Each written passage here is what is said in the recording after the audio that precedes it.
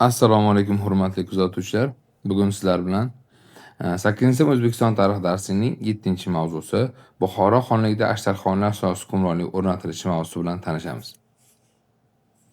O'tgan darsdagi mavzuda biz ko'rib chiquvdikki, Shaybonlar hukmronligining tugashi.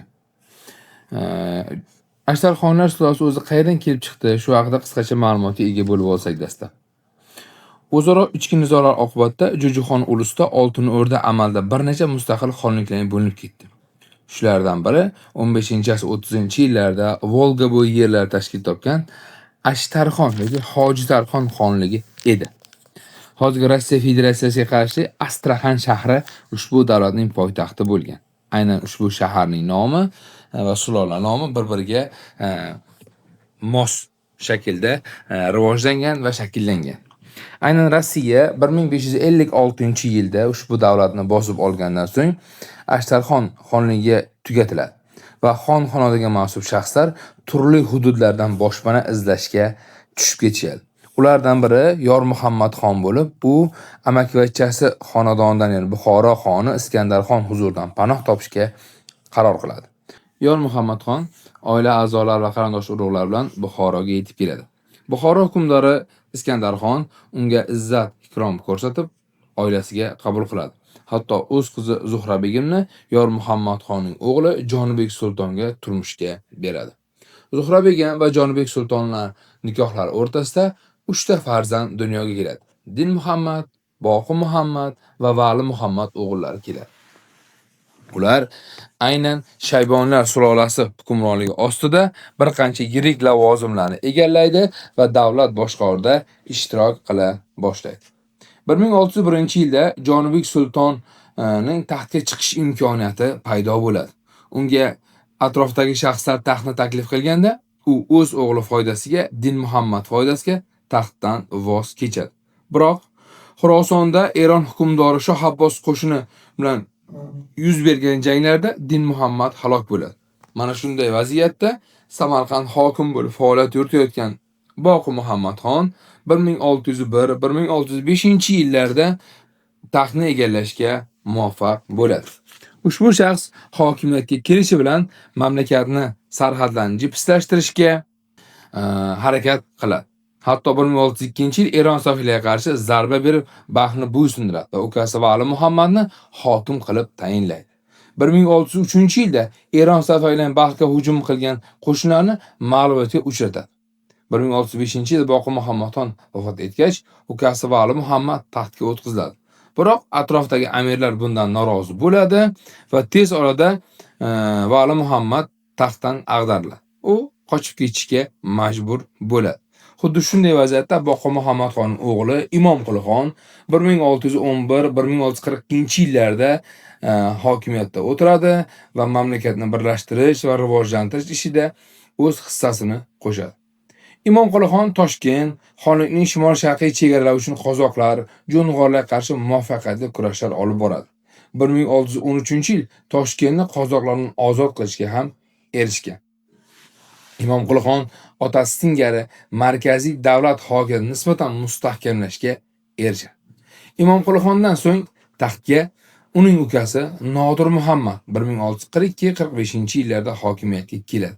Afsuski, uning hokimiyati juda ham mustahkam bo'lmaydi. Sabab u mamlakat viloyatlarini o'z o'g'illariga, yaqin qarindoshlariga mulk sifatida taqsimlab beradi. Oqibatda davlatchilik asoslari zaiflashadi. 1645-yil qozoqlar yana Moron nahriga yurish qilib, Xo'jandgacha bostirib keladi. Xuddi shu paytda Nodir Muhammad o'z o'g'li Abdulaziz boshchiligidagi katta qo'shinni qozoqlarga qarshi safarbar qiladi. Ammo safarga ketayotgan qo'shin aynan Abdulaziz xonni xon qilib ko'taradi va mamlakat to'lig'icha 1645-51-yillarda Nodir Muhammad o'g'li Abdulaziz boshchiligidagi katta qo'shinni qozoqlarga qarshi yuboradi. Aynan qo'shin Abdulaziz xonni taxtga ko'taradi. Shu vaqtda Nodir Muhammad esa Baxtga hokim etib tayin etadi. U Baxtda 1645-1651-yillarda mamlakatni boshqaradi. Hindiston podshohi Temurizoda Shohjahondan yordam so'raydi, ammo Shohjahon Balx viloyatini o'ziga bo'ysundirish maqsadida kelayotganini bilib, u Hind qo'shiniga qarshi chiqadi. Biroq jangda yengilib, Eronga qochib ketishga majbur bo'ladi. Abdulazizxon Baxni 2 yildan so'nggina Shohjahondan qaytarib olishga muvaffaq bo'ladi va otasini qayta 1649-yil yana Balxga hokim etib tayinlaydi. Afsuski 1651-yilda Abdulazizxonga qarshi otasi yana isyon ko'taradi. U ukasi Subhonqulixon yetakchida qo'shin yuboradi va Subhonqulixon Baxni egallaydi va otasi Nodir Muhammad Makkaga haj ziyoratiga yuboriladi, yo'lda vafot etadi. O'zi aslida bu Moron Nahr, Xuroson, Eron hududlarida hukmdorlarda an'ana bo'lib xizmat qilgan hukmdorni taxtdan chetlatish odatlaridan biri. Ya'ni taxtdan chetlatilgan hukmdor haj ziyoratiga yuboriladi. U haj ziyoratiga borayotganda yoki qaytib kelayotganda olamdan o'tadi. Bu sun'iy ravishda amalga oshiriladigan qatl jarayonlaridan biri desak mubolag'a bo'lmaydi. Xuddi shunday og'ir vaziyatlarda 1655-yildan boshlab Abulg'oz Bahodirxon ham katta qo'shin bilan Buxoro atrofini talon-taroj qilishga kirishadi. Va 1681-yilga kelganda keksayib qolgan Abdulazizxon ichki ziddiyatlar va tashqi hujumlar Buxoro xonining ijtimoiy, iqtisodiy ahvolini murakkablashtirib yuboradi. Shunday vaziyatda Abdulazizxondan keyin taxtga Subhonqulixon 1681-1702-yilda kelishga erishiladi. Subhonqulixon bir tomondan o'g'illarga qarshi, ikkinchi tomondan viloyat amirlari beklarga qarshi kurash olib borishga to'g'ri keladi.